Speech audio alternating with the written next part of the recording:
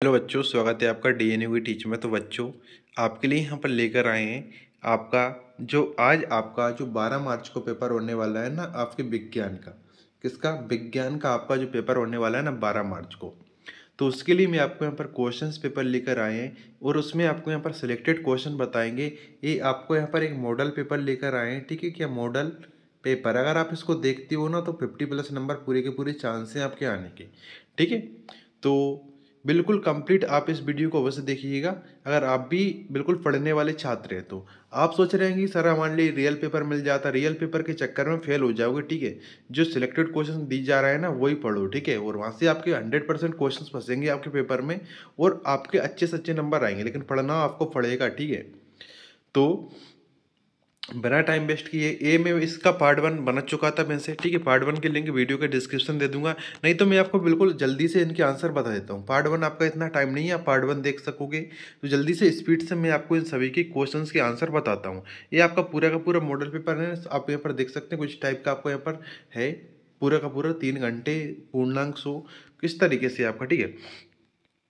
तो स्पीड से हम आंसर देखते हैं, तो सही विकल्प चुनकर लिखिए, देख लेते हैं। निम्नलिखित में से मानव निर्मित रेखा है। तो कुछ स्टूडेंट सोच रहे होंगे तो सर नकली पेपर है ये, सर इसके क्वेश्चंस आएंगे ही नहीं, ये तो फेक पेपर है। तो पेपर में पर रियल मियल के चक्कर में क्यों फिर रहे हो फालतू की, ठीक है। कुछ स्टूडेंट सर्च करते ही अभी भी सर्च कर रहे हैं कि सर हमारे लिए पेपर मिल जाता, उसके चक्कर में मत रहो। जो क्वेश्चन सिलेक्टेड दिए जा रहे हैं ये पढ़ो, ठीक है, तभी आपके नंबर आएंगे। अगर उसके चक्कर में रहोगे तो फेक रियल पेपर के चक्कर में तो फिर आप कुछ नहीं कर पाओगे। तो इसमें आपके ऊपर पहला क्वेश्चन क्या दे रखा है? निम्नलिखित में से मानव निर्मित रहता है रेशा है। ये आपके सभी सिलेक्टेड क्वेश्चन बताए जा रहे हैं हमको, तो इसमें आपको उत्तर क्या रहेगा? नाइलॉन। इसके बाद आपको यहाँ पर नेक्स्ट क्वेश्चन दिया गया है। नेक्स्ट क्वेश्चन क्या है? निम्नलिखित में से किसको पीटकर पतली चादरों में परिवर्तित किया जा सकता है? ये मैं बता चुका था। में से जो इन्होंने जिस स्टूडेंट्स ने देख लिया ना ये वीडियो, तो ये थोड़ा वेट करिएगा, दो इसके आगे क्वेश्चन बता रहा हूँ मैं वो, ठीक है। जो नए स्टूडेंट्स हैं उनके लिए बता देता हूँ मैं अब जल्दी से। तो इसका राइट उत्तर क्या रहेगा? आपका जिंक रहेगा। इसके बाद मलेरिया परजीवी का वाहक है, तो इसका आपका जो उत्तर क्या रहेगा? इसमें मादा एनोफ्लीज मच्छर। अगर आप क्या हमारा टेलीग्राम ग्रुप ज्वाइन कर लीजिएगा। टेलीग्राम पर मैंने एक पीडीएफ शेयर की है, टेलीग्राम पर मैंने एक पीडीएफ शेयर की है, तो उसको अवश्य पढ़ के जाना है, ठीक है। इसके बाद आप यहाँ पर देख सकते हैं, इसके में क्वेश्चन क्या दिया? मलेरिया परजीवी का भाग किसका? मादा एनोफिलीज मच्छर का। इसके बाद दे रखा है कि एक टेढ़ टेढ़ फूल जिस प्रक्रम द्वारा वयस्क में विकसित होता है वो ये क्या कहलाता है? आपका कायांतरण कहलाता है। क्या कहलाता है? वही आपका कायांतरण कहलाता है। इसके बाद आपको दिया है कि सूर्य से सबसे दूरी वाला ग्रह कौन सा? आपका नेपच्यून हो जाएगा।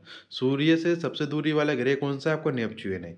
इसके बाद आपको दे रखा है रिक्त स्थानों की पूर्ति कीजिए, कि रिक्त स्थानों की पूर्ति में धनुष को खींचने के लिए धनुर्धर द्वारा लगाए गए बल को हम क्या कहते हैं? पेशीय बल कहते हैं। वीडियो को शेयर करते जाइएगा ज़्यादा से ज़्यादा, और अगर आपको पसंद आया तो इस वीडियो को लास्ट में तो आप क्या कर सकते हैं? बिल्कुल हमारी वीडियो को लाइक कर सकते हैं, नहीं तो आप अनलाइक भी कर सकते हैं। इसके बाद दे रखा है कि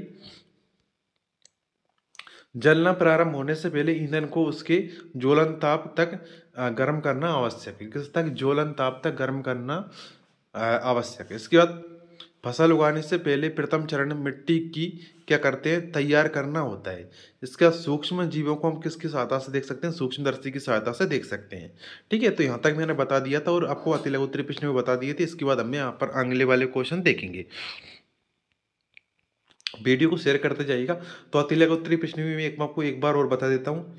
ऐसे दो उदाहरण दीजिए जिनमें लगाए गए बल द्वारा वस्तु की आकृति में परिवर्तन हो जाए।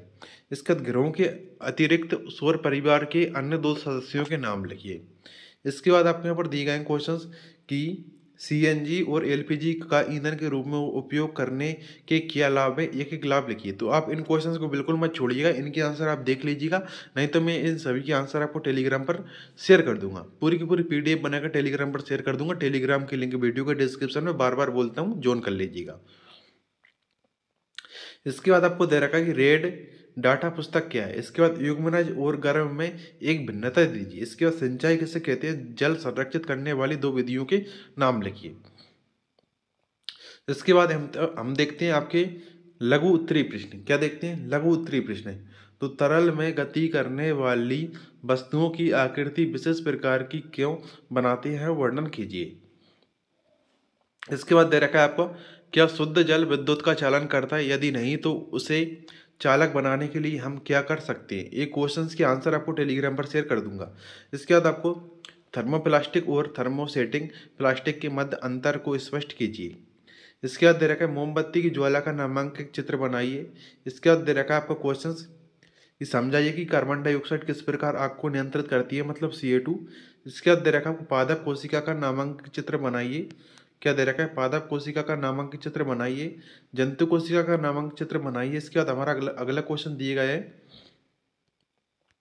क्वेश्चंस क्या आपको यहाँ पर दिए गए हैं कि यौवनारंभ के समय होने वाले शारीरिक परिवर्तनों की सूची बनाइए।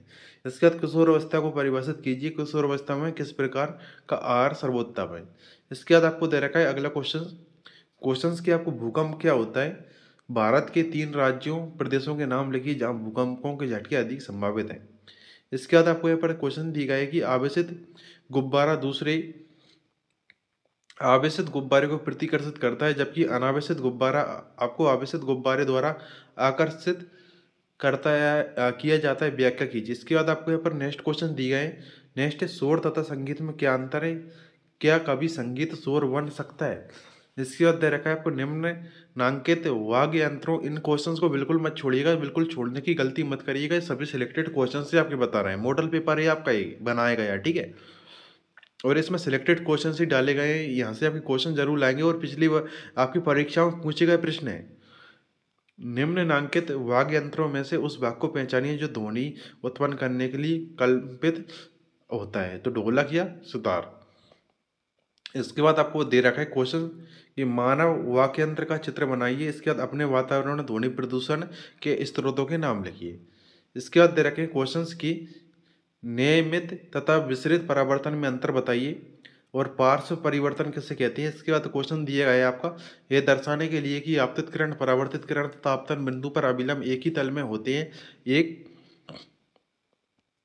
क्रियाकलाप का वर्णन कीजिए। इसके बाद प्रकाश का विक्षेपण किसे कहते हैं। सिलेक्टेड क्वेश्चन से वेरी वेरी सिलेक्टेड क्वेश्चंस, ठीक है। सिलेक्टेड क्वेश्चंस हैं, इनको बिल्कुल नहीं छोड़ना है अगर आप भी अच्छे से अच्छे नंबर लाना चाहते हैं तो।